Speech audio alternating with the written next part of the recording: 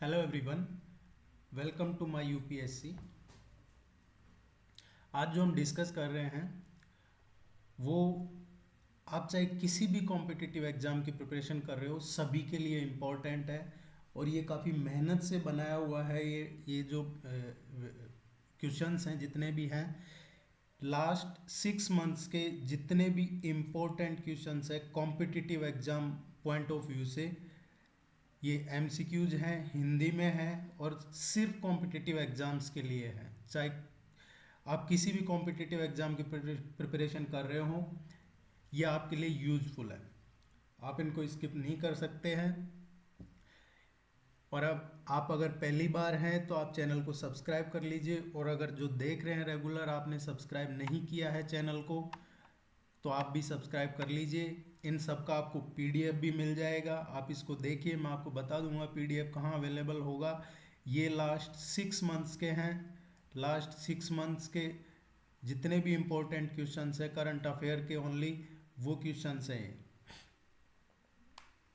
किसी भी एग्जाम में सबसे ज़्यादा क्वेश्चन लास्ट 6 मंथ्स के आते हैं, लेकिन एग्जाम में जो करंट अफेयर के क्वेश्चन आते हैं वो पिछले 1-1.5 साल के कवर होते हैं। लेकिन मैक्सिमम जो क्वेश्चन एग्जाम में पूछे जाते हैं वो लास्ट 6-7 मंथ के ही पूछे जाते हैं।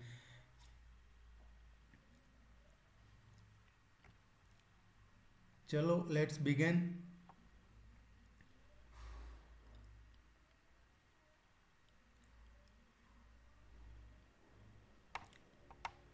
क्वेश्चन नंबर फर्स्ट से शुरू कर रहे हैं। कोई आपके कमेंट हैं, क्वेरीज हैं तो कमेंट सेक्शन में पूछ सकते हैं। क्वेरी, कोई भी क्वेरी है आपके एग्जाम से रिलेटेड। अभ्यास सिट मैक्स 21 के संदर्भ में निम्नलिखित कथन में से कौन सा कथन सही है। क्वेश्चन को आपको अच्छे से देखना है, ये सही पूछ रहा है।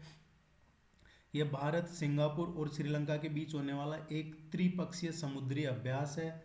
ये सही नहीं है। यह 2019 से प्रतिवर्ष आयोजित किया जा रहा है। ये सही स्टेटमेंट है सेकंड वाला, तो इसका आंसर होगा केवल बी। पहला स्टेटमेंट गलत क्यों है? क्योंकि ये भारत, सिंगापुर और श्रीलंका के बीच नहीं है। देखिए इसका आपने जैसा इसका नेम है उससे आपको आइडिया लग जाएगा। S4 इसमें सिंगापुर है,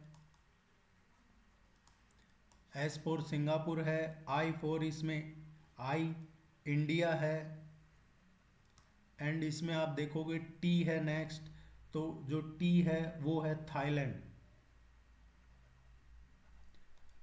सो ये जो एक्सरसाइज है ये है सिंगापुर, इंडिया और थाईलैंड के बीच।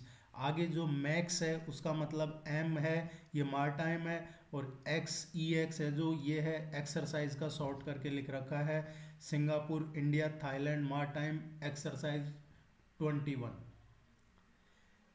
ये आपको ध्यान में रखना है। लगभग हर एग्जाम में, चाहे यूपीएससी का हो, चाहे किसी भी बैंकिंग का हो या कोई भी एग्जाम हो, सभी में इस तरीके के क्वेश्चन पूछे जाते हैं। भारत ने किस तारीख को अपने पहले ऑडिट दिवस के रूप में यादगार बनाया है? देखिए अभी रिसेंटली है, जो प्राइम मिनिस्टर ने भी इस पे एक वर्चुअल कॉन्फ्रेंस की थी, और उसके बाद से ही ये काफ़ी चर्चा में है। और ये आने वाले जो भी एग्जाम्स हैं उनमें ये क्वेश्चन एक्सपेक्टेड है, आप इसको ध्यान में रखिएगा। अपने पहले ऑडिट दिवस के रूप में यादगार बनाया है वो है 16 नवंबर, 16 नवंबर इसका सही आंसर होगा। और अभी रिसेंटली 16 नवंबर 2021 को, 16 नवंबर 2021 को देश में पहली बार ऑडिट दिवस का आयोजन किया गया है। और ये जो है एक संस्था के रूप में इसकी ऐतिहासिक उत्पत्ति को उजागर करता है। जो संस्था कौन सी है? CAG, controller and auditor general of India. आपने सुना होगा। महालेखाकार का इसमें 1858 में स्थापित किया गया था। और जो सीएजी है कैग, ये किस आर्टिकल के अकॉर्डिंग है? सीएजी है article 148 of the Indian constitution. इसकी जो नियुक्ति है कैग की कौन करता है? ये इसकी जो प्रेसिडेंट है, राष्ट्रपति, वो करते हैं। कैग का जो टाइम पीरियड होता है वो होता है 6 ईयर या 65 ईयर, 6 या 65, जो भी पहले हो। ये आपको कुछ चीजें इसके बारे में ध्यान रखनी है।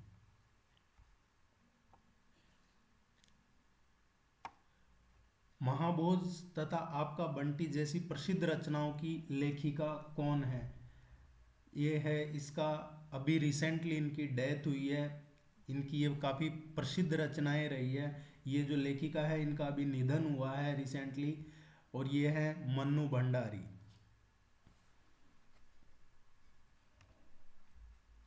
ये लिखे हैं जो बाल मनोविज्ञान की दृष्टि से लिखे गए हैं। ये सर्वश्रेष्ठ उपन्यास है बाल मनोविज्ञान के। हाल ही में किस गांव को संयुक्त राष्ट्र विश्व पर्यटन संगठन ने सर्वश्रेष्ठ पर्यटन गांव के रूप में नामित किया है? देखिए, अभी रिसेंटली जो संयुक्त राष्ट्र विश्व पर्यटन संगठन है उसने एक गांव है तेलंगाना में, पोचमपल्ली, ये तेलंगाना में है पोचमपल्ली, इसको सर्वश्रेष्ठ गांव के रूप में नॉमिनेट किया है। इसको, ये जो है इसको 2004 में, यहाँ की जो खास डिजाइन की साड़ियाँ हैं पोचमपल्ली, इनको 2004 में जीआई टैग मिला था।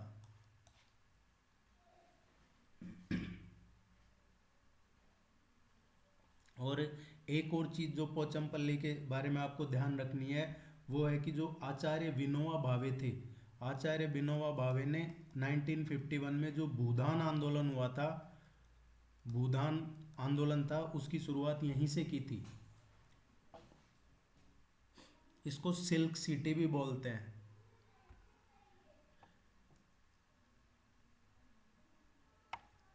देखिए, जो चीज़ चर्चा में रहती है वो डायरेक्ट पूछा जाए या नहीं पूछा जाए, इनडायरेक्ट वे में भी पूछा जा सकता है। आपसे पूछ लिया सिल्क सिटी कौन सी है, इस तरीके से क्वेश्चन एक्सपेक्टेड होते हैं। तो आप टॉपिक को जब पढ़े तो उसके बारे में पूरा पढ़ें। यूनिफाइड पेमेंट इंटरफेस के संबंध में निम्नलिखित में से कौन सा कथन सत्य है?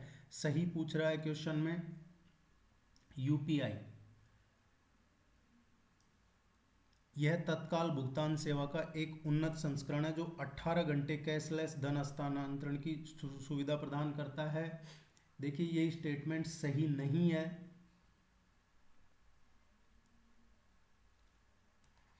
यूपीआई को वर्ष 2016 में एनपीसीआई द्वारा 21 सदस्य बैंकों के साथ लॉन्च किया गया था। ये स्टेटमेंट सही है, बी इसका करेक्ट आंसर होगा।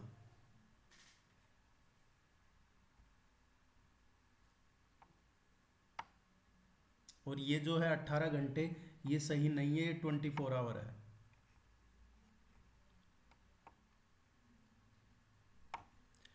नियंत्रक एवं महालेखा परीक्षक यानी कैग, जिसके बारे में अभी हम पढ़ रहे थे, कौन सा कथन सत्य है? भारतीय संविधान के अनुच्छेद 148 में कैग का जिक्र आता है, ये मैंने आपको अभी बताया है, ये सही है। अभी हाल ही में 10 नवंबर को ऑडिट दिवस मनाया गया, ये हमने अभी पढ़ा है कि ये 10 नवंबर को नहीं, अभी रिसेंटली 16 नवंबर को ये ऑडिट डे मनाया गया है, पहला ऑडिट दिवस। सो इसका जो आंसर होगा वो फर्स्ट ही होगा।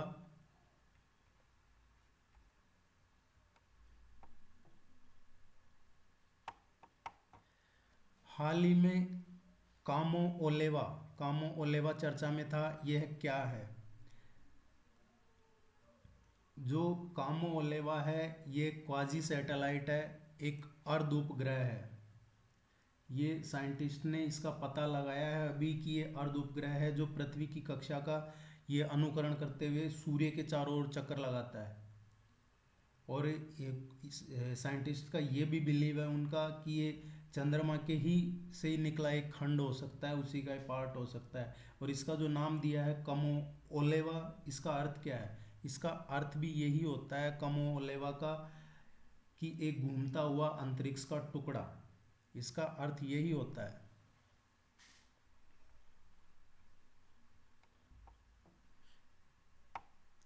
निम्नलिखित कथनों पर विचार कीजिए और बताना है सही कौन सा है। भारत के गृह मंत्रालय ने अभी इस्लामिक रिसर्च फाउंडेशन नामक एनजीओ पर 5 साल का बैन और बढ़ा दिया है। इस एनजीओ पर अवैधानिक क्रियाकलाप रोकथाम अधिनियम यूफा के तहत बैन लगाया गया है। देखिए,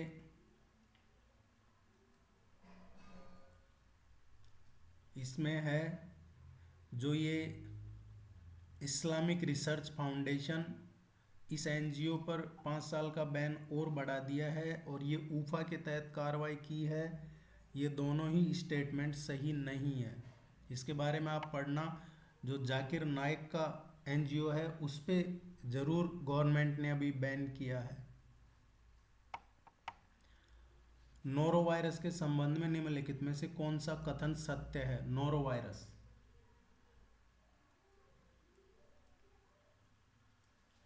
यह एक संक्रामक बीमारी है, यह बिल्कुल सही है। इसका एक अन्य नाम विंटर वॉमिटिंग डिजीज भी है, विंटर वॉमिटिंग डिजीज, ये सही है। ये एक जूनोटिक बीमारी है, ये भी सही है।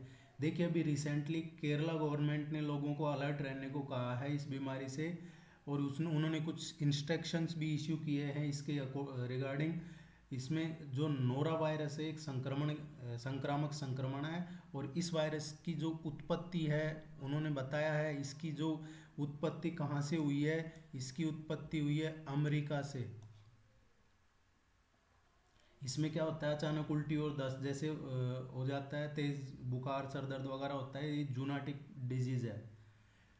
और जूनाटिक डिजीज कौन सी होती है? जो पशुओं के जरिए इंसान में फैलती है, animal to person. A B C, A first second third तीनों ही इसके करेक्ट आंसर हैं, ये आपको ध्यान रखना है।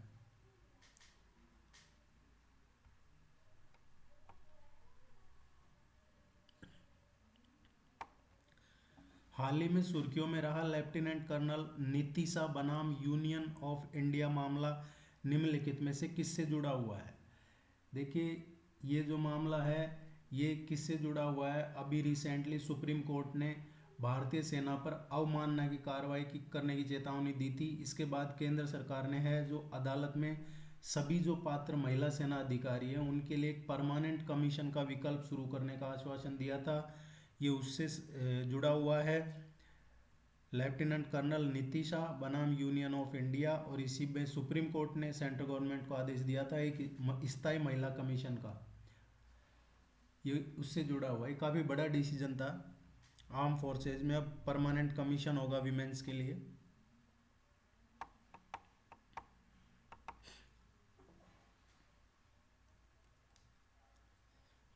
निम्नलिखित कथनों पर विचार कीजिए। असम राइफल्स भारत का दूसरा सबसे पुराना अर्धसैनिक बल है। ये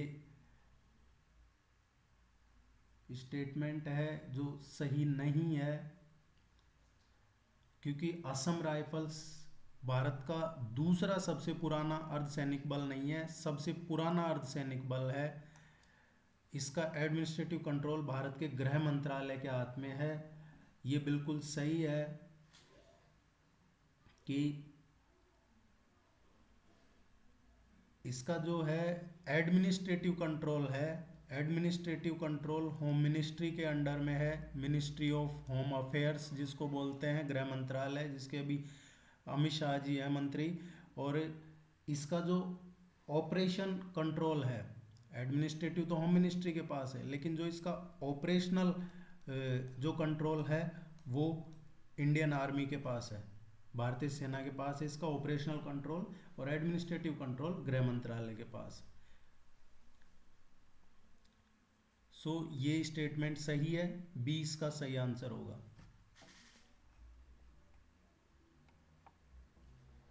नेक्स्ट देखते हैं। निम्नलिखित कथनों पर विचार कीजिए। हाल ही में अमेरिका ने countering America's adversaries through sanctions act CAATSA के तहत भारत को छूट प्रदान करने का फैसला लिया है। Countering America's adversaries through sanctions act के तहत अमेरिका अपने द्वारा घोषित शत्रु देश पर हमला कर सकता है। देखिए अभी इस पे विचार किया जा रहा है छूट देने का, ऐसा नहीं हुआ है अभी तक। और अमेरिका अपने द्वारा घोषित शत्रु देश पर हमला कर सकता है। देखिए अमेरिका ने कार्डसा के तहत ईरान, रूस, वेनेजुएला इन देशों को अपना शत्रु घोषित कर रखा है। और इस कानून के अकॉर्डिंग वो क्या अपने शत्रु देशों के साथ व्यापार करने वाले अपने ट्रेड पार्टनर्स पर वो कुछ इकोनॉमिक्स और कुछ अलग तरीके की सैंक्शन लगा देता है, प्रतिबंध लगा देता है, इससे उनकी इकोनॉमी कोलैप्स कर जाती है। अगर अमेरिका की बात कोई नहीं मानता है तो आप ये मान के चले कि आने वाले टाइम में उस कंट्री में महंगाई, बेरोजगारी, ये सब बहुत एकदम से अचानक बढ़ेगी। जो हाल ईरान का है, वेनेजुएला का है, रशिया है जो डेवलप्ड कंट्री है इसलिए वो बचा हुआ है, और रशिया अपने ज़्यादातर चीज़ें अपने हिसाब से कर रखी है। सो इसके दोनों ही स्टेटमेंट सही नहीं है। विचार कर रहा है अमेरिका अभी। डी इसका सही आंसर होगा। देखिए ये सारे क्वेश्चन ही बड़ी मेहनत से और बहुत रिसर्च एनालाइज करके और तैयार किए हैं। उम्मीद है ये आपको ज़रूर यूजफुल लगेंगे। तो आप इनको लाइक कीजिए और सब्सक्राइब ज़रूर कीजिए चैनल को।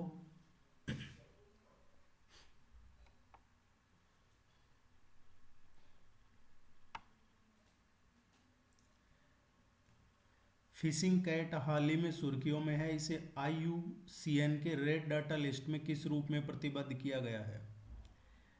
देखिए ये जो फिशिंग कैट है अभी रिसेंटली भारत में पहली बार ये आंध्र प्रदेश में कहाँ पे, जो कोरिंगा वन्यजीव अभयारण्य है, कोरिंगा, उसमें 10 फिशिंग कैट की कॉलरिंग करने या उनके कहें कि गले में GPS जैसे आधुनिक उपकरणों से युक्त पट्टा डालने का डिसीजन लिया था।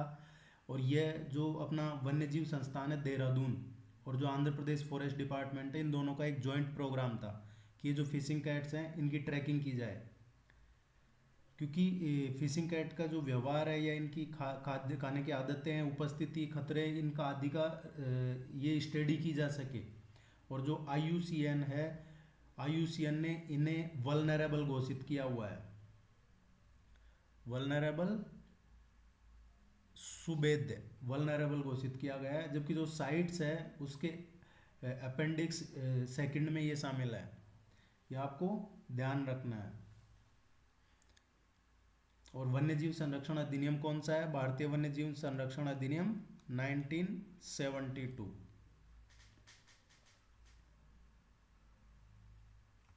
ये रेयर स्पीसीज है कुछ। निम्नलिखित कथनों पे विचार करना है। केंद्रीय स्वास्थ्य मंत्रालय ने पोस्टमार्टम प्रक्रिया के लिए नया प्रोटोकॉल अधिसूचित किया है। इसके अनुसार पर्याप्त बुनियादी ढांचे वाले अस्पतालों में ये सूर्यास्त के बाद भी पोस्टमार्टम किया जा सकता है। देखिए सूर्यास्त के बाद पोस्टमार्टम नहीं किया जा सकता था, लेकिन अभी ऐसा है कि कुछ जो बुनियादी जो बेसिक सुविधाएं हैं जिस हॉस्पिटल में वहाँ पॉसिबल है। तो ये केंद्रीय गृह मंत्रालय ने नया प्रोटोकॉल जारी किया है, इन्होंने हेल्थ मिनिस्ट्री ने। और ये सही है कि जहाँ बेसिक फैसिलिटीज़ है जिन हॉस्पिटल्स में, वहाँ पे सूर्यास्त के बाद भी पोस्टमार्टम किया जा सकता है। और ये जो स्वास्थ्य मंत्रालय है, इन्होंने जो स्वास्थ्य सेवा महानिदेशालय है, इसमें एक तकनीकी समिति ने ये मुद्दों की पड़ताल करके ही पीरियड रिकमेंड किया है।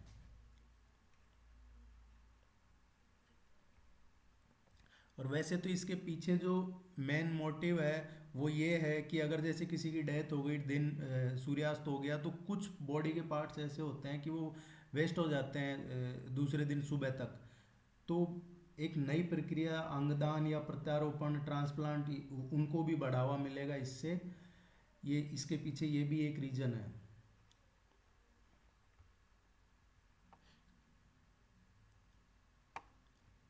एक्स शक्ति 2021 भारत और किस देश के बीच एक द्विवार्षिक प्रशिक्षण अभ्यास है?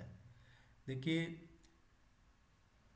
ये जो एक्स शक्ति 2021 है, ये इसका 6th एडिशन है। 2021 का जो है ये नवंबर माह में अभी फ्रांस के जो फ्रेजस है वहाँ पे आयोजित होने वाला है। इसका जो शुरुआत हुआ था ये हुआ था 2011 में शुरू हुआ था, और इस अभ्यास का जो पिछला संस्करण है ये 2019 में फिफ्थ इसका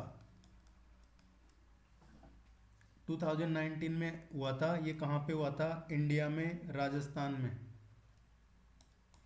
जो अर्ध रेगिस्तान इलाके हैं। यह आतंक विरोधी अभियानों पे आधारित है एक्चुअली। इसमें जो दोनों कंट्रीज हैं उनकी सेनाओं के बीच में एक सैन्य सहयोग रहे, इंटर ऑपरेटिबिलिटी को भी बढ़ावा मिले, इसलिए ये जॉइंट ऑपरेशन किए जाते हैं, अभ्यास किए जाते हैं। इसका आंसर होगा फ्रांस।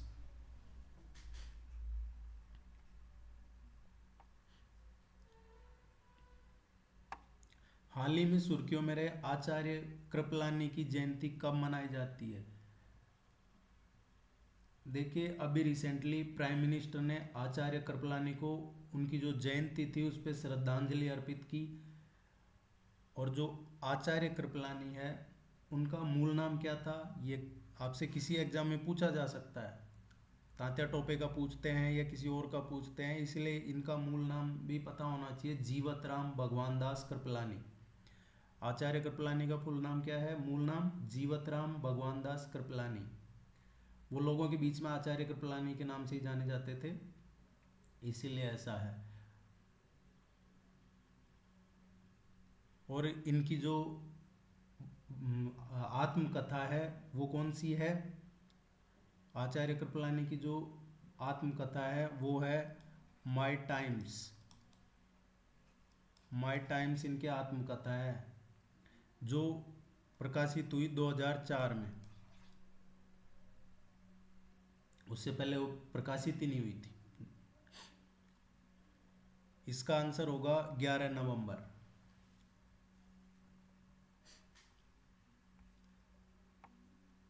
देखिए, पूरे लास्ट के 6-7 महीने के क्वेश्चंस हैं सारे, और ये आपके एग्जाम में बहुत ज़्यादा यूजफुल हैं। आप इनको ज़रूर पढ़िएगा। Double asteroid redirection test, DART, इनमें से कौन सा कथन सही है?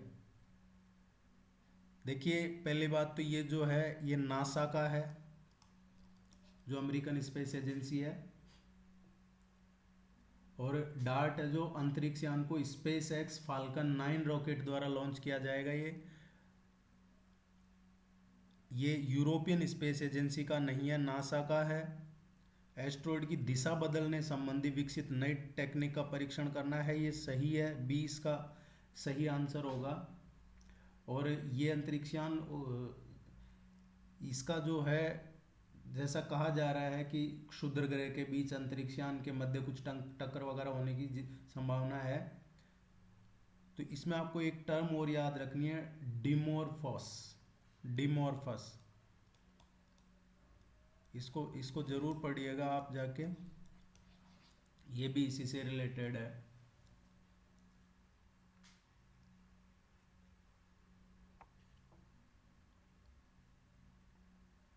हाल ही में कौन सा देश अंतर्राष्ट्रीय आईएसए में शामिल होने वाला 101वां देश बन गया है? देखिए, जो अभी रिसेंटली बना है 101वां देश वो है अमेरिका। अमेरिका इसमें शामिल हुआ है। ये एक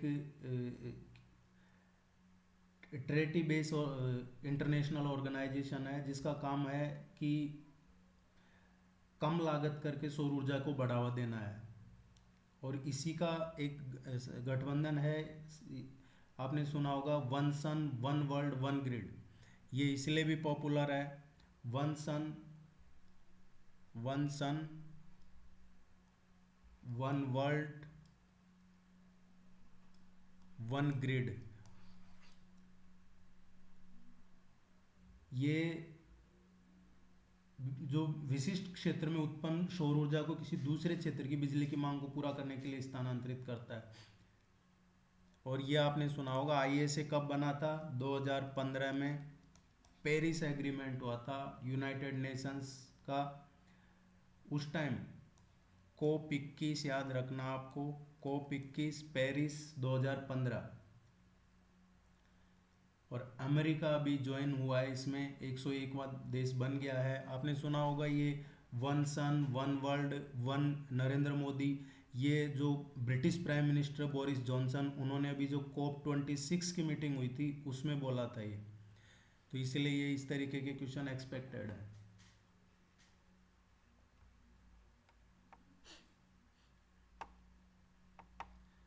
निम्नलिखित में से किसे हाल ही में रोमन कैथोलिक चर्च द्वारा संत का दर्जा दिए जाने की घोषणा की है? देखिए अभी रिसेंटली जो प्राइम मिनिस्टर है वो फ्रांस गए थे, जब वो पॉप फ्रांसिस से उनकी मीटिंग हुई थी, इसलिए ये क्वेश्चन एक्सपेक्टेड है। इस तरीके के क्वेश्चन आपके एग्जाम में। ये देव सहायम पिल्लई हैं, इनको रोमन कैथोलिक चर्च द्वारा संत का दर्जा दिए जाने की घोषणा की है। ए इसका सही आंसर होगा। देखिए ये पिछले 6-7 महीने के इम्पोर्टेंट क्वेश्चंस हैं, काफ़ी क्वेश्चंस हैं, सारे क्वेश्चन तो काफ़ी लंबा लेंथी हो जाएगा वीडियो। इस पीडीएफ का लिंक आपको नीचे डिस्क्रिप्शन में मिल जाएगा, आप उसको जाके डाउनलोड कर सकते हैं। And all the very best for your exams. Thank you very much. Please subscribe the channel. Thank you.